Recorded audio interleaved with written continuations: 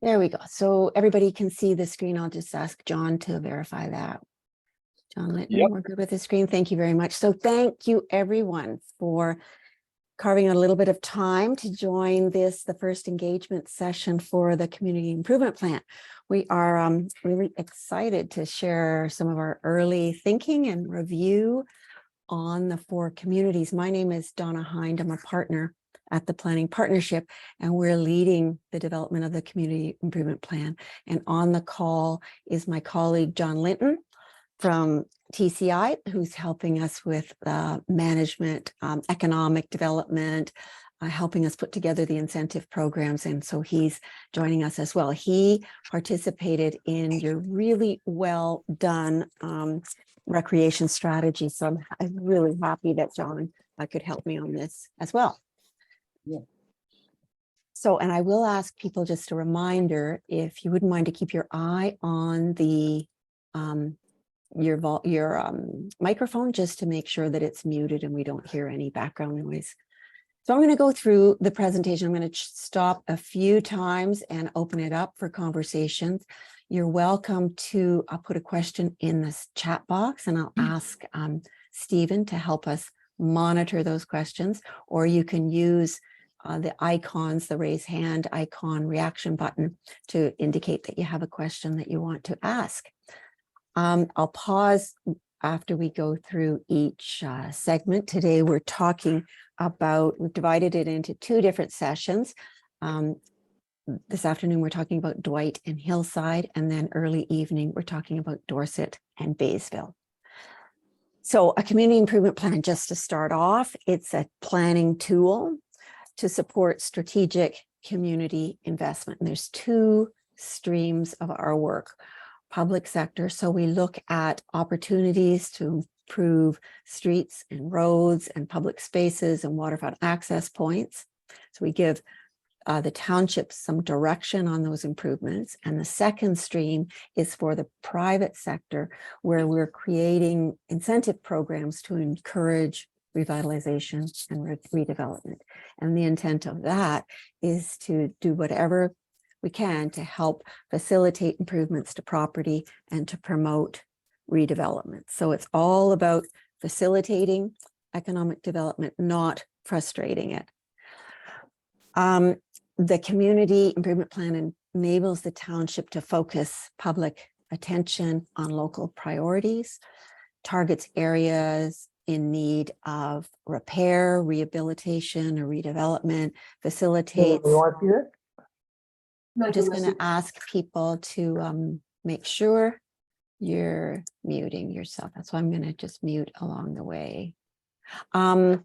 We're facilitating and encouraging community change in a coordinated manner, and we're stimulating private sector investment through programs. 4 settlement areas that we're looking at, and as I mentioned from the outset, this afternoon we're focusing on Hillside and Dwight, and join us at 6:30 if you want to have a conversation about Dorset or Baysville. So our work is in 3 phases. We're right now reviewing background work, background reports and studies, and doing some preliminary engagement. The township has set up a dedicated web page. It's been fantastic. There's an online survey there now that goes till the end of July.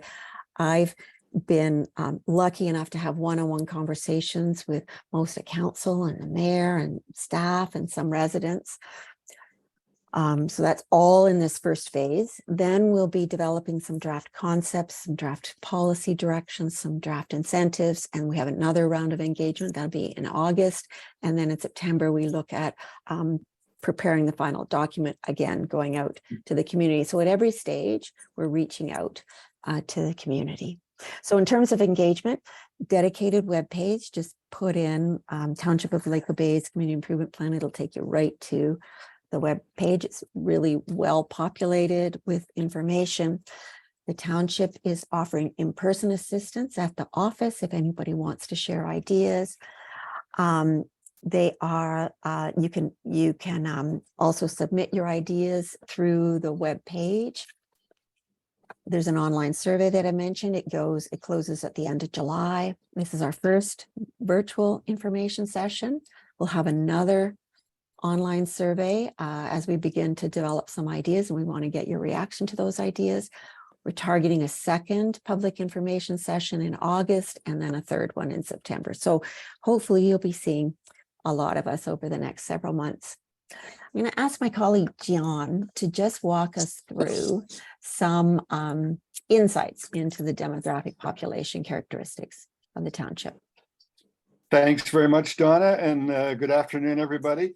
One thing Donna didn't mention is that it's a real thrill for me to be involved in this project. In addition to being involved with the previous consulting work that was done, I'm also a seasonal resident of the township of Lake of Bays. We have a place just south of Dorset on Blue Chalk Lake. So it's a real a pleasure for me to be involved in this project.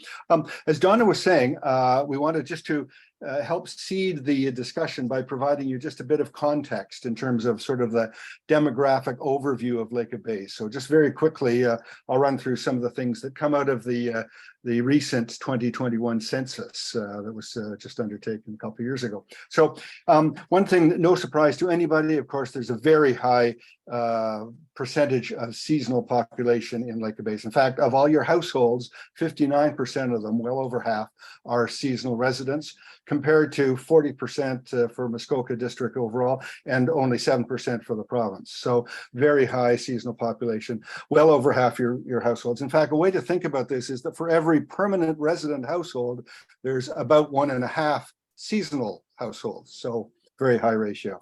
Also, you've got a considerably older resident population. I'm thinking here just of those people who live year-round in the township, with just over a third, 34%, compared to 12% for Muskoka overall and 16% for the province. So kind of double the ratio that we see in the province. This is again also reflected by the median age of the population, median age being the point at which half the individuals living in the township are over that age and half under. So you can see that your halfway point, your median, is 58 years compared to the province overall, which is 42 years. So quite a bit older, again, reflecting that older resident population dimension. A couple of other things I think Donna, we're missing. Sorry, I missed one. Sorry, there we go. There we go. There we go. So again, probably no surprise to any of you there. Very high population growth, about 3 times that of the province overall. To some extent, this reflects the conversion of seasonal residents to permanent residents when people winterize their cottages. But nonetheless, a very high rate of growth of the permanent population. That equates to about 600 new permanent residents over the 5-year period from 2016 to 2021, or about 120 new residents per year, or 1 new resident every 3 days, if you wish to think of it that way. So fairly high population growth. You enjoy higher education levels. You can see that 59% of your adult population has a post-secondary degree, relative to only 53% in the district, about on par with the provincial average overall, a little bit higher. This is also reflected in a somewhat wealthier population. Your median income, again, median is that halfway point, half above, half below, is $44,000 per income earner, compared to 41,000 for Muskoka and the province overall. So about 10% ballpark higher than the provincial average. However, that's not to say that you don't have some pockets of lower income, with 11% being sort of the Statistics Canada defined low income population. So about on par with the province overall. You've got higher home ownership, probably reflecting that somewhat higher income and the high population growth. 91% permanent residents own their own home, compared to only about 2/3 for the province overall. Now we go to the next slide, which is somewhat higher mobility. So about 43% of your households have moved into the township within the last 5 years, a little bit higher than Muskoka overall and a little bit higher than the province overall. And again, probably no surprise, especially when you visit places like Toronto, you have fairly low diversity. Only 1.7% of your residents are in a defined visible minority group, compared to over a third for the province overall, so quite a bit less. So that's just some contextual information to keep in the back of your mind as we go through the discussion. I think the takeaways from all of this: very high population growth, very high seasonal population with well over half, significantly older population, but better educated and slightly wealthier, a little bit more mobile than people elsewhere in the province, and certainly less diverse. So just a few contextual things to keep in mind. Thanks, John. Welcome. So I'm going to get into just a quick recap of what the township has been doing already. Then I'm going to focus on Dwight, and then I'll focus on Hillside. So I'm going to pause after I go through the review of Dwight, of conditions in Dwight. So the township did a community-based strategic plan in 2009. It has a terrific vision statement that makes mention of clean water, fresh air, natural shorelines, healthy forests. It makes mention of offering an outstanding combination of economic opportunity, peaceful living, and recreation. It sets out what the township values, and then there are specific strategies embedded in the community-based strategic plan.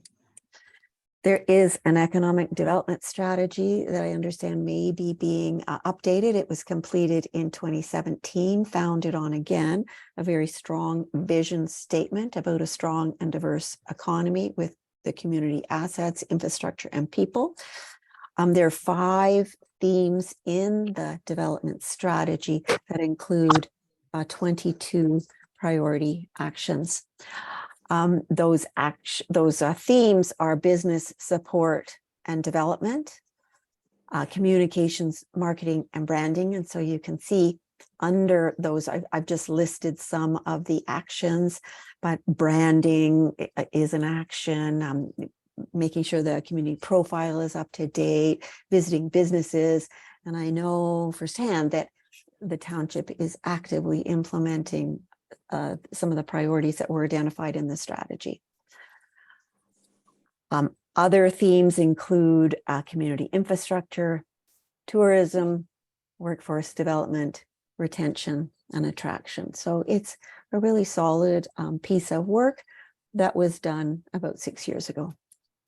Then the Parks, Open Space, and Recreation Strategy was just recently completed in 2023, which I think is just a terrific body of work. It's very detailed, and it was very helpful as a foundation for some of the work you're going to see today. So that strategy was prepared to identify the needs, to create an action plan, to identify potential locations, to establish acquisition and disposition options, and then to set some minimum standards. So I've gone through the document, and I'm pulling out some of the recommendations as a point of departure for today's conversation. So let me just see where I am. So here we are. We're going to start in Dwight, and I always start with this air photo. You can see on the air photo, here's Highway 60 going through the middle of it. The red outline is the settlement area. Here's the beach where my cursor is. There's a township office over here at the other end. Highway 35, just to get everybody oriented. The general store that I visited last week and spent far too much money, I might add, in that general store. It was terrific. The official plan. So the official plan identifies, so we're always going to look at that same boundary in the diagrams as we go along. So the official plan identifies core areas. So here we are at the beach end and the municipal office end, institutional. The red is commercial. So those are the kinds of uses we would expect, or some kinds of designations we would expect to see with the uses that exist. There's 2 documents that we go to understand zoning. So the first is the zoning bylaw. So here again is that same area outlined in red. Here's the beach. Here's the municipal office end. So you can see it's zoned commercial, zoned tourist commercial, institutional, general institutional, where the municipal office is, and the school, public open space, is identified in residential. Now, the township is in the middle of doing a community planning permit system, and in that is zoning as well. This is a bit like one of the games that we used to see in magazines where you had to tell the difference between this drawing and this drawing. So the biggest difference is how those various zones are being identified. So the labels that are put on the zones. Generally, it's exactly the same, but the labels have been changed. So I'm going to go back to an air photo. I'm going to look at the two separate areas, the core, the beach core. So here's oriented, here's the beach, here's the washroom and the parking area and the post office and the general store and the senior center, if you can see the cursor. And this is I believe this is about a 500-meter radius. So we're mapping just some of the existing features. The road that goes up to the municipal building is here in the orange dash line. The community facilities that are in that same area, the senior center, the public washrooms, the beach with the tables and the boat launch and the dock and the trees and the tables, and the United Church just off the screen. And then in terms of commercial uses, identify the kinds of uses that are in the shops and services that are in this part of the core. And we're going to look at the other end in just a minute. Then we go to the other end where the municipal building is, and the library and the school and the shops. So here's the other end of Dwight Beach Road and Highway 35. And we're seeing itemize the kinds of uses that are in those commercial facilities. So these next few slides, I wanted to pull out the things that I've been hearing over the last little while. And as I mentioned, the township has posted an online survey, and I asked staff to dump out what they've been hearing so far, what the responses have been on the survey. And I believe at the time, this was about 2 weeks ago, and I'm going to say there was in the order of 40 people that have participated in the survey. And we asked two simple questions. Talk to us about the biggest opportunities for change and tell us what the issues and challenges are. And we were specific to each one of those 4 settlement areas. And so opportunities for change in Dwight. These are the things that I gleaned from the survey.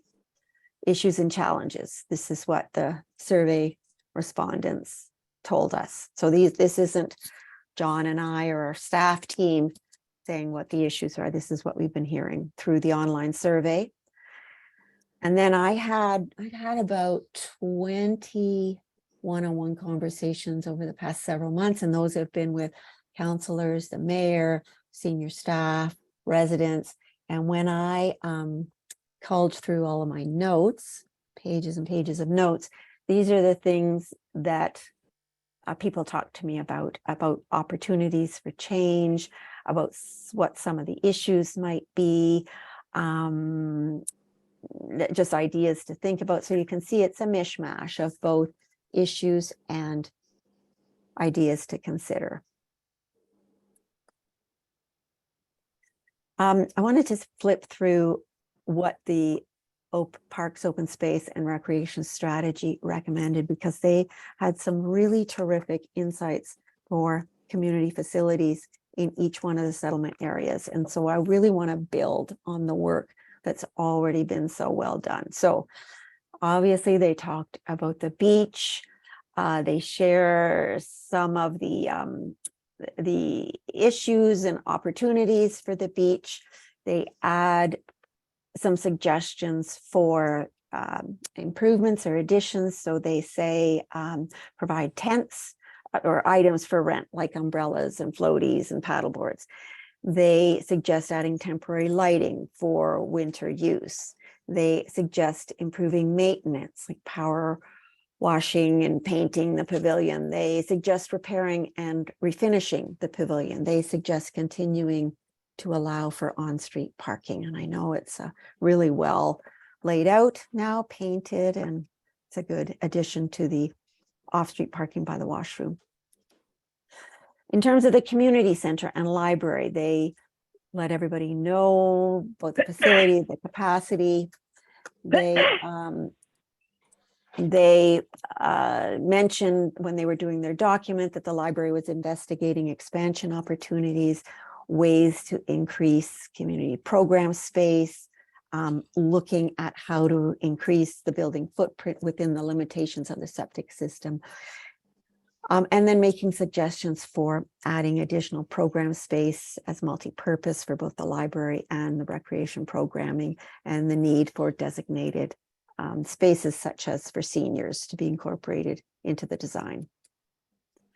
They talked about the park at the community center, talk about the book nook, and they suggest developing a trail loop around the site and connecting it to the multi-use trail and the Dwight Beach, and adding new recreation amenities for children and youth, including obstacle courses, skate parks, pump tracks, basketball courts. Just see. And then Goldie Park, they suggest that it continue to be used for the farmers market, and that perhaps there be a playground for residents in this north end of the township, and that it should match the look and feel of the park, that it could have more benches and picnic tables, and should be designed to be fully accessible. I'm going to pause here with this image on the screen. What it's just showing as we get our head wrapped around opportunities for Dwight, how we're going to organize some thoughts. And those thoughts are around parks and open space, first of all, to build on the recommendations from your parks and open space recreation strategy, to enhance signage and wayfinding to connect all the dots and points of interest in Dwight, to look at ways of enhancing pedestrian access. And as I look at the diagram, I realize I am missing, because I've had to walk in these kind of treacherous conditions along Highway 60, and I really want to include those in a yellow swath of looking at how we can continue to make it as safe as possible to walk along the highway. And then focusing on nodes of business activity where we develop specific incentives for businesses and guidelines for new development. So I'm going to take a pause. I'm going to ask people if they have ideas that they want to share. It's a relatively small group at 25.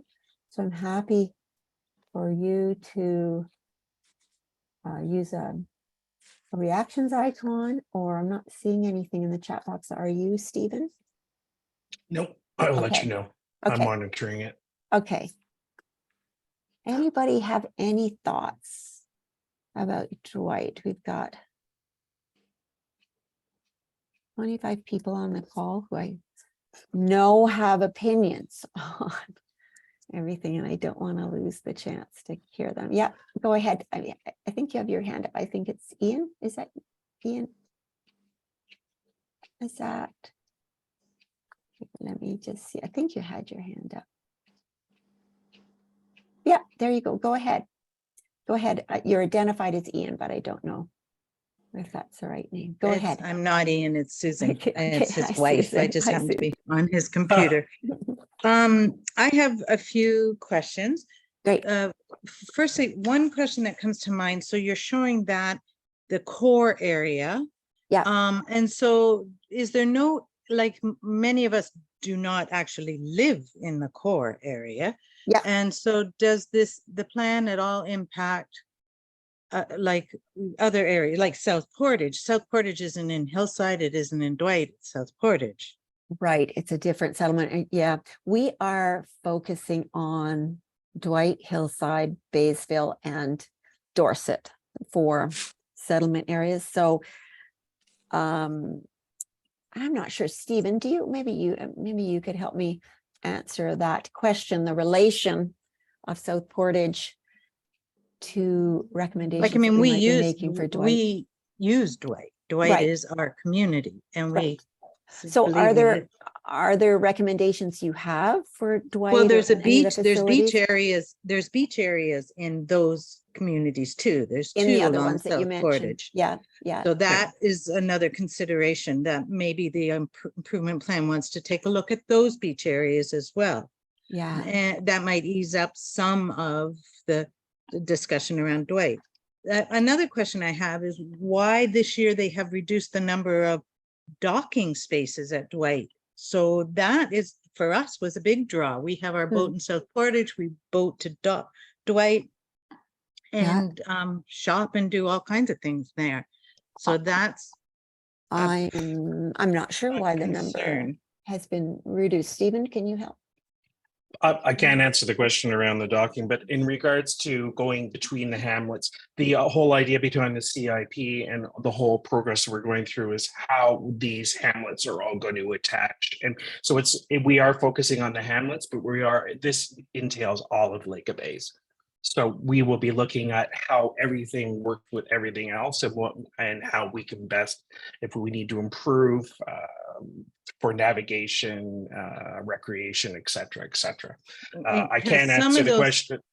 Sorry. Some of those small beaches, like the two along South Portage, are used quite heavily throughout the summer, and it's quite dangerous. It can be quite dangerous with people trying to launch the boats and the number of cars that are there and the traffic and the bikers and everything.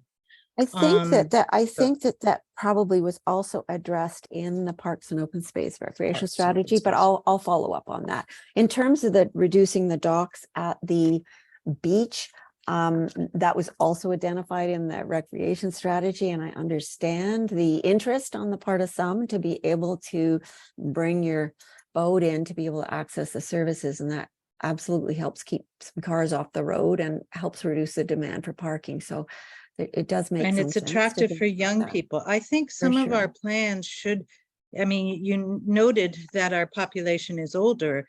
And I think some of our plans really should, I've been on some of these planning committees before, and I worked with the Friends of the Library to get the library going.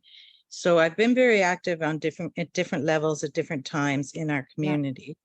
And I think that it's really important that we look at some strategies that will be attractive to young people. And what do you think? What do you think that could be? What are some of Well, those strategies? I've often wondered why we talk so much, and again, this is recreational, but we talk so much about things like the bike trails. Well, we have so many skidoo trails. Can we not optimize the skidoo trails in the summer to be bike trails? Or can we not use similar trails, trail networks to be bike trails? And the rink that I know it's partnership, because I worked with Trillium Lakelands District School Board and I worked at the school. So the rink, I know it's a partnership with the school board, but could it not be a pickleball court? Could it not be something else in the summer? I mean, I think there are facilities in our township that could be capitalized on and used multi-use. I agree. And I know in the Parks Strategy, they did about the community center near the library, talk specifically where my cursor is: skate parks, pump tracks, basketball courts, obviously recreation facilities that are targeting youth, not toddlers. And then they did also talk specifically about the rink, the outdoor rink, and improvements that could be made. So I take your point that and in relationship to toddlers, there's no children's park on this side of the lake. No, except the school, and you can't go there during the school day. Right. So when I get my grandkids, I have no place to take them. Right. And so I think that was part of their suggestion to add children's playground, maybe where the washroom and the post office is here on the way down to the beach. So good, very good points. Excellent points. I'd recommend that you read the Parks and Rec if you have not yet. And I have, secondly, and I went to the public meeting and I did the survey online. And there did all is, those I things. want to, there is deep conversations going on right now in regards to single-use trails and turning them into multi-use trails. It just makes sense. But this is why we're going through this process now, because that's how we will get there. Yeah, no, it's a really good point. Now, and as always, documents like this that are like 135 pages, to Stephen's point, to read it, like nobody wants to sit down and read 140 pages. But there's some really great things that could be pulled out of here as fact sheets or something. And so that's maybe something that we're going to be recommending through our exercise, to make documents like this easier for people to pull out important And I things, which is why we understand that wanted to there's- pull it out. I understand there's the conflict because some of our roads are district roads, some of our roads are township roads. And so you have to work with the district to put a bike trail in, a bike lane. Bike trails Yeah. and bike lanes are two different things, but a Yes. bike lane in a road like South Portage. But like I'm hoping that there'd be somebody who would stand up for this Yeah. area and say yes to the district. This is an important thing. We deal with the district in every project we do in Muskoka. So yes, we absolutely understand how challenging it can be, but yeah, we're up for having conversations with them for sure. There is And I'm a cyclist and who uses the Portage roads often, going back and forth. So yes, believe me, it's top of mind. So I'm going to go to Yeah. a question that's in the chat box, Oh, and it thank you. talks about the importance to the need to emphasize the consideration of environmental impact as it pertains to any development moving forward, engineering and infrastructure. And I couldn't agree with that more. And I think that's recognized in every document that the township has done in their vision statements. They always make reference to the importance of the natural heritage features and natural environment. Yep, go ahead, Sally. It's Sally and Chuck, and Okay. I just wanted to say something. I work in Dorset every day, big one, and people come to Dorset for three things. They Yeah. come for groceries, they come for ice cream, and they come for booze. Yep. You want to double the economy of Dwight, you get the liquor store to move where it's walkable from the beach, and you put an ice cream truck on the beach. You'll have to get a lot more finger docks. Okay. Just Thank saying. you for that. And as I understand it, there was a food truck that was put on the beach last year. Can't remember Ice where I cream. had that written down. Yeah, ice cream truck. Yeah. Last year yeah. at the dock. Yes. Yeah. 22. Oh, yeah, it's a couldn't- good idea, but I think, I don't know whether people had time to realize it's there to make it as a boat destination for the kids. Yes, right. Yeah. Very good points. Thank you for that, Chuck. It's very good points. Mary Beth did follow up with a question saying, also want kind of public transportation partnership in the township at looking at to give people options for going Yeah. between community centers and businesses in the wild hope we get an expanded Ontario bus system. Okay. Is there anything else to share from the township's perspective? I don't know what's being explored in terms of transportation or transfer. Okay. Go ahead, Era. Hi there, hi everybody. First of Hi. all, I love all this that's happening in the projects that are planned and asking us. I am a landowner. I don't have anything on the property yet, but I do own some property up there. I've been going to Dwight since I was 4 years old, so just over 50 years. Nice. And I love the idea. I'm a cyclist too. I love the idea of having hiking trails and cycling lanes and multi-use things. My biggest concern with that in the summer, of course, would be having motorized vehicles going through those cycling lanes too. So I think that needs to be addressed because I think that would put a lot of danger on people that are walking and cycling. Okay. And also the idea of bringing back, I remember as a youth, as a kid, I loved going up to Dwight. We used to stay at the time it was Norlock Lodge, and they had a lot of youth activities, and they had a playground that was pretty good. And I mean, I know those are private places, but I'm thinking if we make it more child friendly, it might attract again the families, the young Yes. families coming up there, and that's I think that's really, really important because it's such a beautiful spot. And I think economically, to bring families, it would be better in several ways, including safety. You know, if you have a more family-oriented thing rather than, you know, people coming up just to party, I guess, for lack of a better way of saying it. Yeah. Yeah. But making it more family-oriented definitely, I think, will be better in a variety of ways, including economically, safety, and probably less garbage. I don't know, you know, Yeah. that kind of thing. Okay. Okay. Thank you very much. Okay. Thank you. Okay, I am going to move on to Hillside. So just to recap some of the things I heard, that an interest in more dock space at the dock, the need to make it more attractive to young people with bike trails and other young youth focused recreation facilities. And I just heard about the need to make sure we're appealing to families. And I see in the chat box that Dwight Beach is already heavily used by families, and I've seen that as well. Real interest in cycling trails, and then the very succinct 3 draws to get people into the community: ice cream, liquor, and food that are easily accessed by boat. So thank you for that. Multi-use trails, multi-use trails, Cyclists and- multi-use. Yeah, instead of just Hiking, cycle. Yeah. walking, because we do have a popular, hiking, walking, biking. Awesome. Okay, so let's move on to area number 2.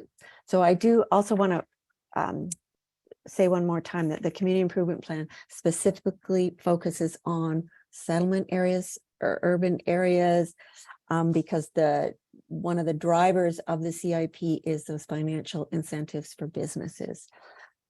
So it isn't, we're not blanketing the whole township, but as Stephen said, there's other work that's going to be done on economic development, et cetera, that will stitch everything together. So the next one is Hillside. So here we are, to get everybody oriented. The highway, I got to say, beautiful signs too, that I know came out of some of the recommendations from earlier work. They're quite lovely identifiers of these areas. Obviously the businesses that are there, the restaurant, the Tally Ho houses along this route, Limberlost Road. And again, go to what the official plan says. So you can see there is no core area or commercial areas that are identified as specific land use designations in the official plan. There is indeed environmental protection areas identified. In terms of zoning, here's Limberlost Road, here's the highway to always get you oriented. So it's recognizing existing uses with commercial designations in red. It recognizes tourist commercial uses in the red hatch. It recognizes other institutional uses in brown, residential, estate residential. There's that community permit planning system that has it's carrying forward new zoning, not any changes in the areas, but slight variation in the labels for everything. So to get everybody oriented, so that the core area of Hillside, the fire hall, the Muskoka on the Rocks, Grassmere Beach, the road down Tally Ho Beach Road, the beach, the dock, the boat launch. I went through the survey also to pull out what I was hearing about Hillside in particular, and this online survey, opportunities for change, events and activities, a need or an interest in having someone hired specifically for arts and culture, better road maintenance, good restaurants, sports facilities, the issues and challenges, lack of resources, unattended storefronts in the area. Grassmere Beach, now this is from the Parks Open Space and Recreation Strategy. very well used, as you know, dock, boat launch used for fishing. The only launch on Peninsula Lake. They recommended optimizing parking just to make it easier for people to come down and enjoy the site.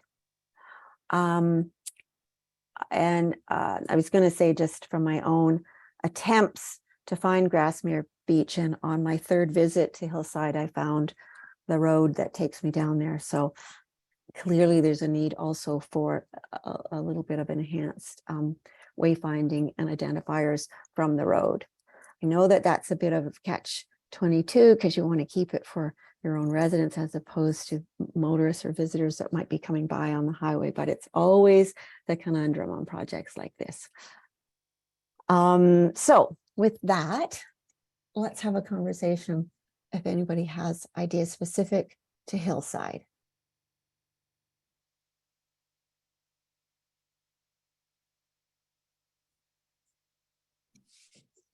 And I just, I'm seeing a note about familiarizing myself with Bracebridge and Huntsville. I've done a ton of work up here for many decades, lots of work in Huntsville and Parry Sound and all over. So we have quite an inventory of what various places have been doing on their waterfronts. So, and we're going to be sharing some of those as examples and precedents as we get into some initial ideas. Bruce, go ahead. You've got your hand up. Thanks, Donna. This is really interesting information. And while I'm looking at this, I'm perusing the 208 pages of the parks study as well, which is fairly comprehensive. Yeah, and it is. Time to digest. As a number of people on this call know, I'm a neighbor of the Grassmere Beach. I surround two sides of it. Yeah. And I'm always conflicted and concerned and interested on parking versus green space. Yeah. And I think the municipality, to the best of my knowledge, that's the only public area they own in the Hillside hamlet. And it's under, it's under various pressures from different user groups, but it always seems the most unrepresented user group is the families who live near and far that come and enjoy the green space. And I get concerned when I see additional parking being allocated in a small green space adjacent to the waterfront, when the overall or overarching philosophy and strategies of the township are open spaces and environmentally friendly on the waterfront. And it just always seems to be in conflict to me. Where this beach and grass area, it's pretty small, as you know, if you come down to it. It could have an amazing little community playground. It could, kids swim there. Just last night, I was watching people playing soccer back along the fence line. There were families swimming. There was families fishing. And it's just such a magnificent little gem. And to continue adding parking to it at the expense of green space, it just seems contradictory to the overall Lake of Bays. I hear what you're saying. I think in the strategy they were probably meaning to optimize the layout of the existing gravel area, not biting into the lawn area to take more for parking. There's also other strategies. I've done waterfront strategies all over this province, and there's also other models where you could look at sharing parking. In this case, obviously, with the resort up the road, to not necessarily build more parking, but to have arrangements where you could share it. In my experience, it often comes down, and nobody ever wants to hear this, but comes down to a handful, not even a handful, of sunny, hot Saturdays or Sundays where parking is an issue. So absolutely, you don't want to accommodate or provide for parking on those half a dozen sunny Saturdays and Sundays. You don't want to ruin the environment to be able to park people coming on those days. But there are other models, ways of trying to figure out how to accommodate parking. for me, it's always, and I understand your perspective, living so close by and experiencing the use at that park. But for councilors and the mayor and the CAO and staff, they're trying to service all the residents in the township that can't walk to places like this. So I think it's incumbent on the township to be able to provide some ability for people to be able to drive and park. But you hit the nail on the head. It's what's that balance? What's the right number? Yeah, absolutely. And not to beat it to death, but yeah, giving up green space and balancing the needs of everyone. I think the conflict down at that area, sadly, is people using the boat launch from out of the area that then need to park their boats and trailers. And accommodating a boat and a truck and a trailer takes up a lot of space. 2 to 3 spaces that, as you mentioned, Yeah. the local residents that doesn't have mobility. Yeah. So there's probably But- lots of parking down there for people, for the local residents now. But anyway, thank you for Yeah, no, I listening. take your point. And one other thing about the boat and trailer thing, and we've done this on other waterfront strategies, if you have to put your boat in, tie it up, and then take your car and trailer up the road, across the road, park in someplace else that isn't on the prime waterfront. And sadly, sorry, boat owner or boat and trailer owner, you have to walk back down the 5 minutes to go get your boat. And so again, that's just an example of how you could solve some of those sensitive issues with other strategies that are different than what you might expect. Is that right? John, John Linton, you do a lot of this work with us, and I know we struggle with this on every single project. Thanks, Donna. No, I couldn't agree more. I think, especially with the example of the truck and the trailer, The car and trailer, yeah. right. You really do need to have some provision to get them off the prime parking space and get them out of the way, coupled with enforcement. I mean, it obviously doesn't work unless you've got enforcement, and people are not going to like that. And Right. You just got to bite the bullet and do it because it's right. Yes. Yeah. No. Completely. I agree with that. But it's beautiful it's a beautiful site. Yeah, it's quite a gem, and to add a playground like at Goldie Park or something where local kids could use it. It just seems expanding the activity area would be more.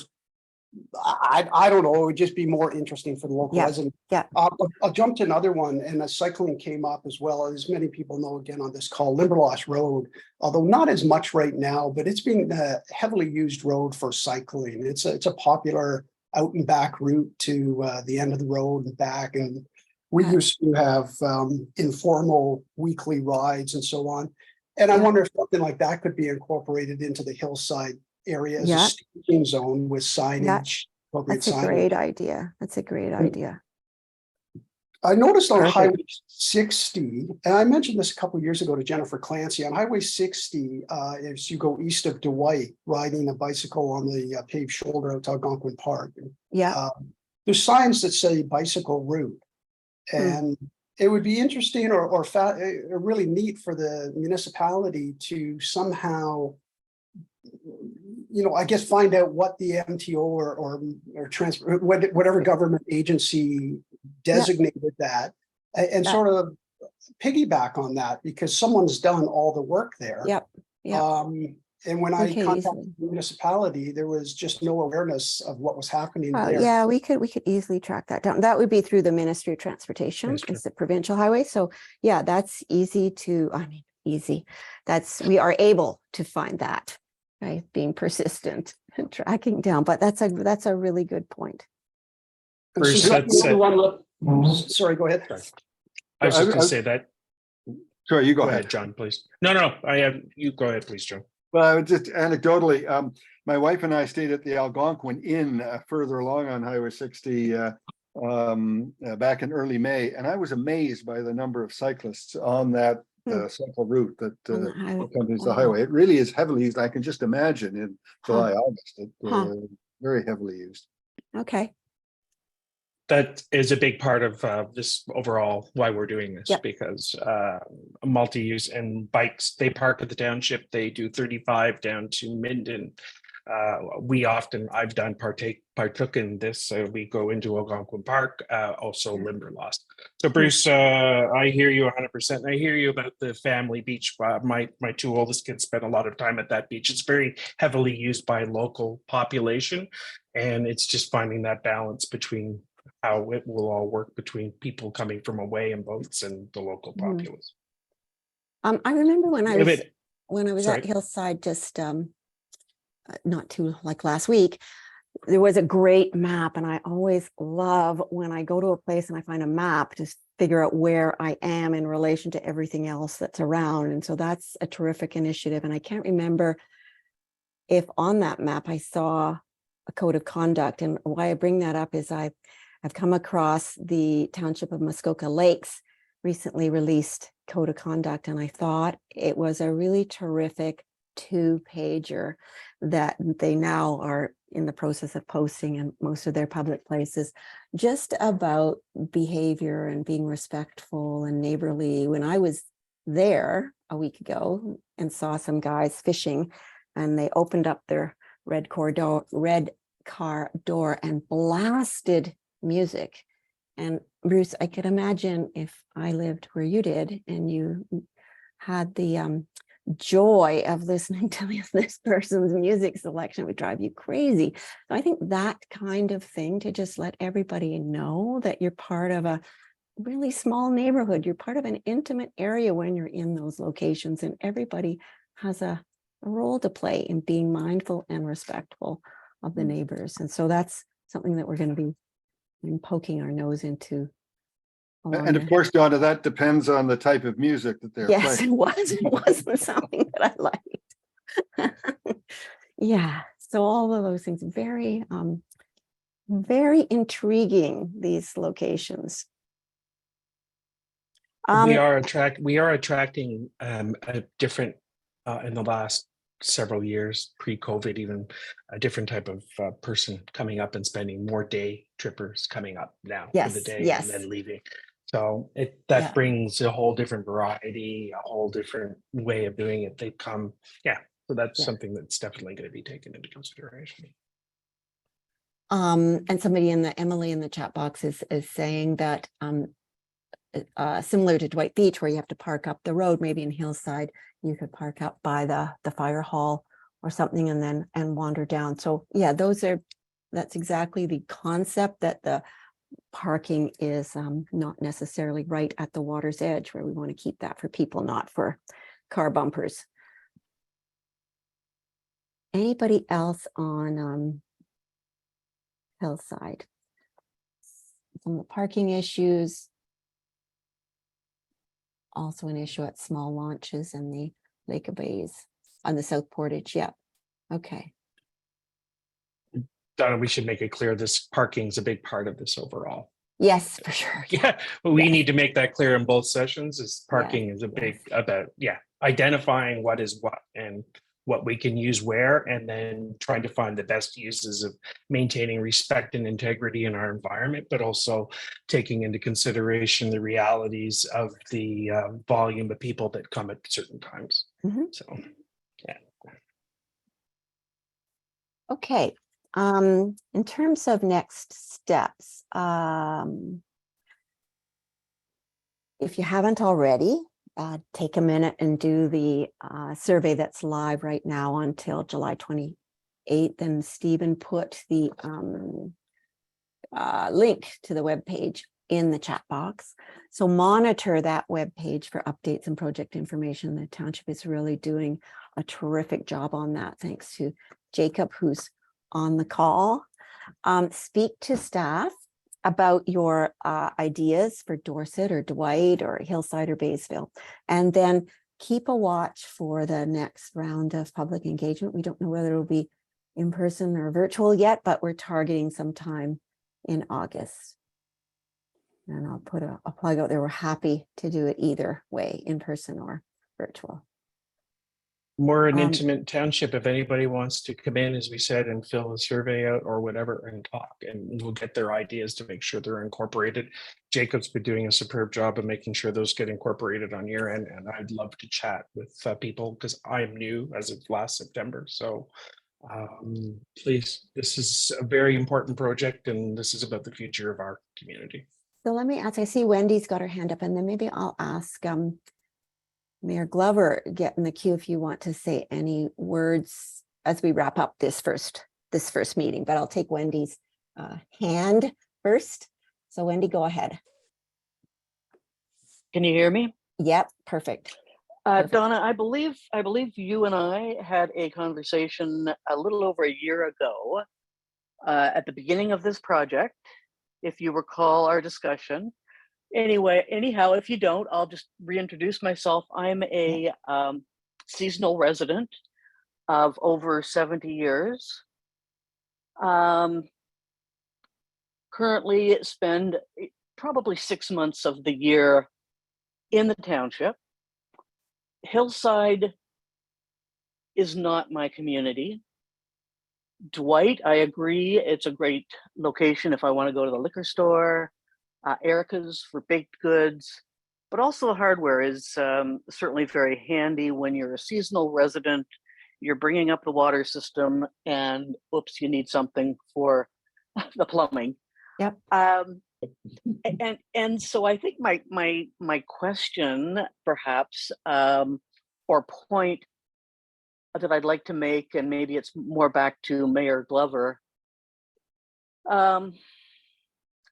I think it is a balance, and it's about priorities and how do we balance or weigh the interests and expectations of the permanent residents, the seasonal residents, and the transients. And I'm hearing a number of things that are accommodations for more transients than perhaps permanent residents.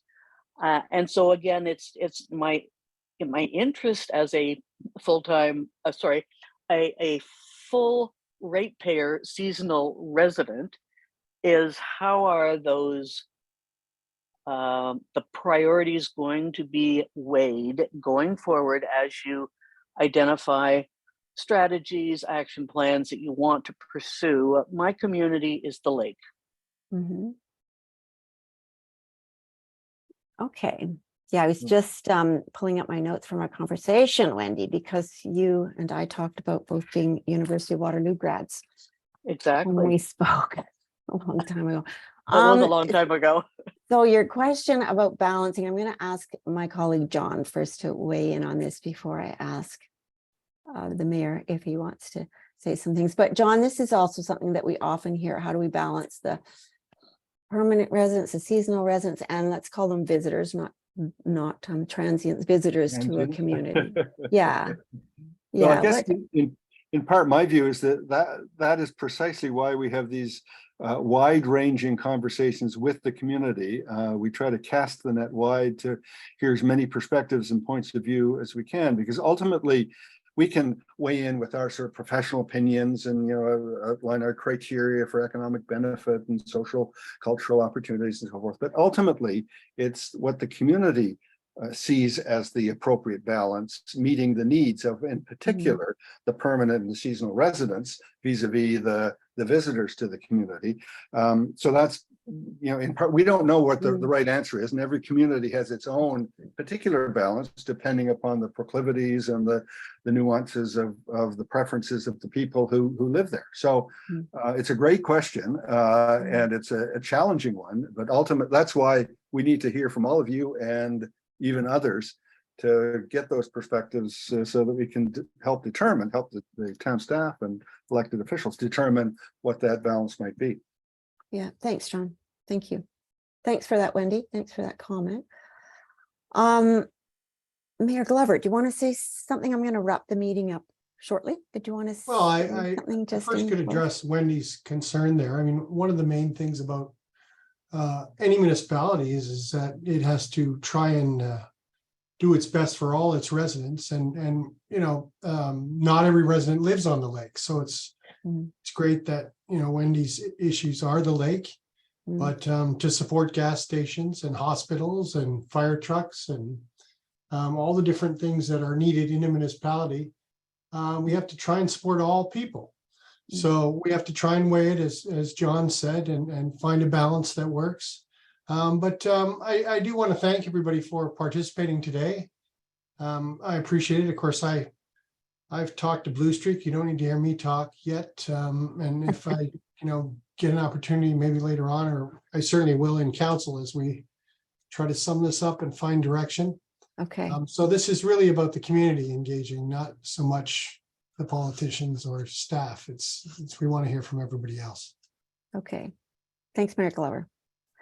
And that was really an insightful hour and a bit with people on the call, and we're looking forward to reaching out to others on Dorset and Baysville in the early evening.